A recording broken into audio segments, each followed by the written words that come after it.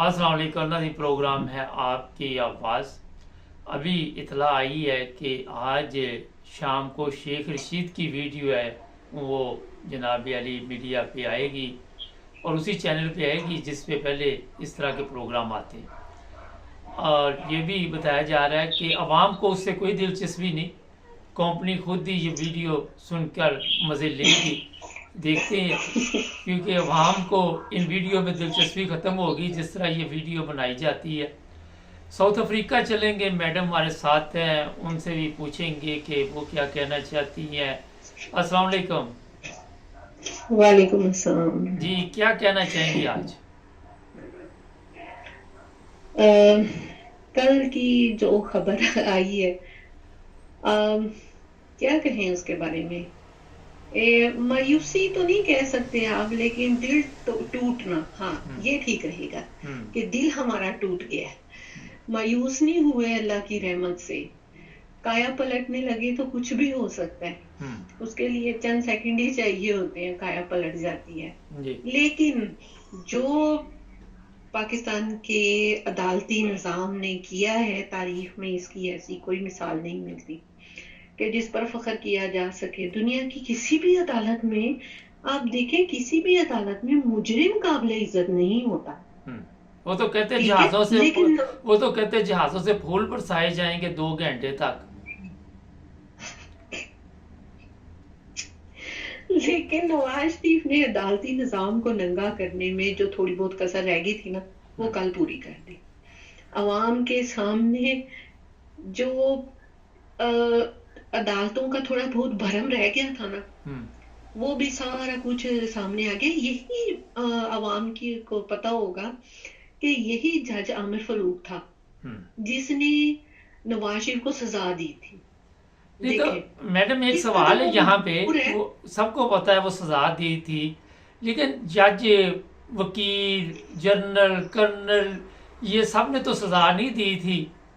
आपको पता है कि ये सारे तो बढ़ चढ़ कर हिस्सा ले रहे हैं। हमारी तो इतला है कि सिविल वर्दी में कोई 1 लाख लोग वो भी आ रहे हैं जो नामालूम होंगे वहां पे जलसे में।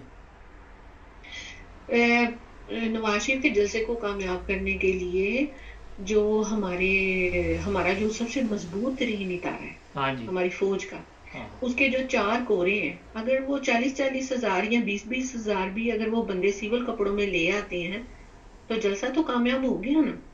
लेकिन मुझे एक बात पे अभी भी उम्मीद है कि जब इलेक्शन होंगे ना तो पता तो तब चलेगा। अच्छा, यहाँ पे अब मैं एक मिनट, मैं असल में दोनों मिलके करते प्रोग्राम।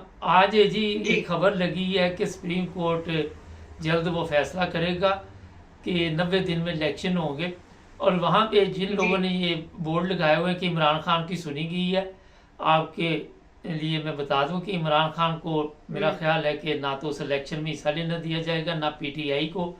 ये आप जो लोग कह रहे हैं ना कि इलेक्शन में ये होगा वो होगा, बाकायदा तौर पर एक प्लान बन चुका है कि नवाज शरीफ को जो लोग इतना पैसा लगा के जाली तरीके के साथ उसका इस्तेमाल कर रहे, वो इलेक्शन क्या असली कराएंगे?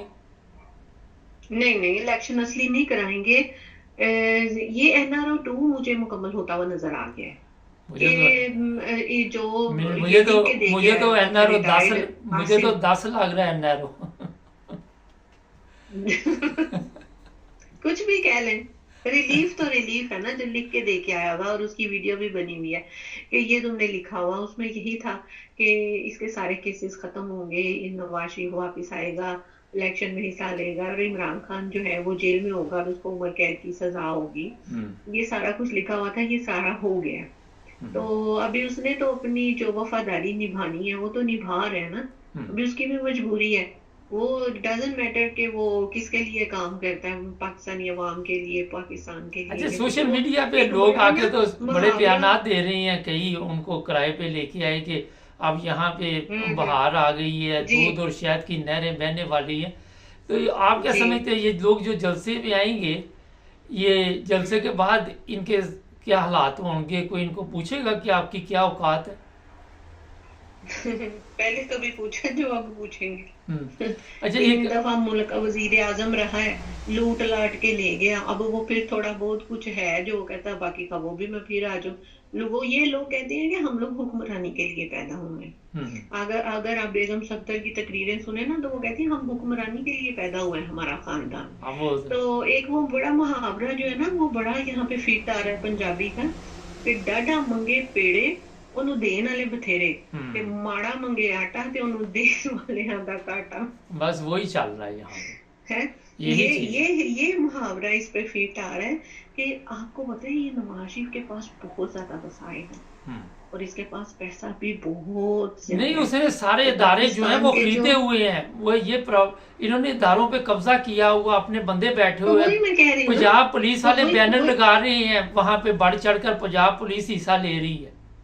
जी वही मैं कह रही हूँ कि इसके पास इतने वसाइल और इतना पैसा है कि पाकिस्तान का अगर वो चाहे ना तो एक एक बंदा खरीद सकता है। तो इदारों की बात तो दूर की बात है, आम शहरी भी ये खरीद सकता है, 24 करोड़ अवाम भी ये खरीद सकता है। तो मैंने देखा था लोग माइक लेके पहुंचे हुए थे मीनारे पाकिस्तान में, लोगों को पूछ रहे थे, वो कहते हैं झंडे नून लीग के, बिरयानी नून लीग की और जो नारा है वो नून लीग का है, लेकिन वोट इमरान खान का है। लेकिन मुझे ऐसा लगता है जैसे इलेक्शन में पीटीआई होगी लेकिन इमरान खान नहीं होगा। तो अवाम को मैं एक पैगाम में देना चाहती हूँ अवाम को कि अगर आप चाहते हैं कि आपकी तकदीर बदले, ये आपके अपने हाथ में है, ये किसी के हाथ में नहीं है। जब इलेक्शन हो तो घर में बैठना आप अपने आप को ऐसे ही समझेंगे जैसे हराम है आपका घर में बैठना इलेक्शन वाले दिन।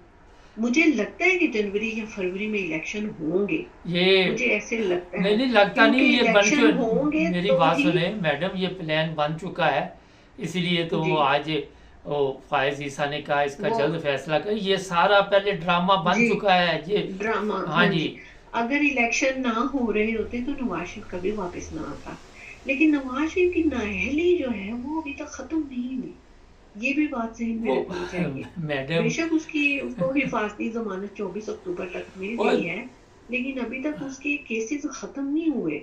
बहुत वैसे हमारे जो देखने वाले हैं बड़ी मासूम है। अगर मुजरम को आप वजीर आजम के प्लेन में लेके आते हैं, लेके जाते हैं, केस का भी पता नहीं चलता, किस मुल्क की बात कर रही है। अभी आपने शुरू में एक बात कही, मैं वहां पे कहने लगा था अदालती, हमारा कोई अदालती फैसला ऐसा भी है जिस पर फख्र किया जाए जब से पाकिस्तान बना?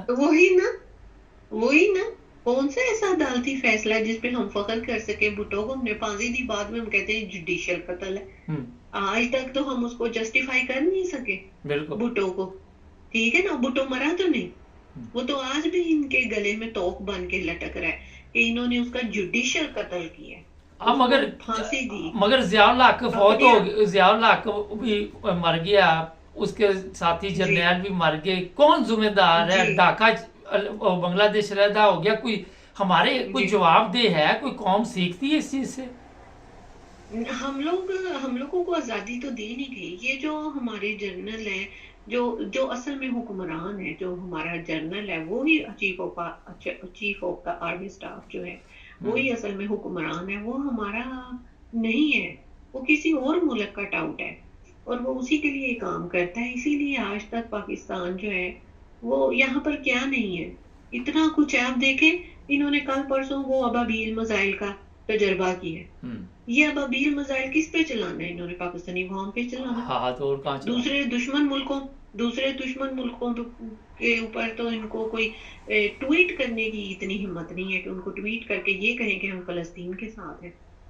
और हम इसराइल को नहीं मानते। एक बड़ा अहम मसला है, अब फलस्तीन की आपने बात की है, तो हमारे तो किसी ऐसे बंदे ने आके ऐसा बयान भी नहीं दिया उनके हक में, बयान नहीं दिया। हाँ, क्योंकि देखिए मैं आपको बताऊं, आपको भी पता होगा कि जनरल हमीद गुल थे ना एक, ان کا میں اکثر ہی میرے ذہن میں یہ بات آتی ہے، ان کے کہے ہوئے الفاظ ریپیٹ ہوتے ہیں خود بخود ہی، کہ امریکہ کو افغانستان میں پاکستان امریکہ ہی کی مدد سے شکست دے گا، اور وہ یہاں سے اس کا انخلا ہوگا، اس کے بعد پاکستان میں کٹ پتلی حکومت ہوگی، اور جو حکومت بنی ہوگی وہ گرائی جائے گی، اور اس کے بعد انقلاب آئے گا۔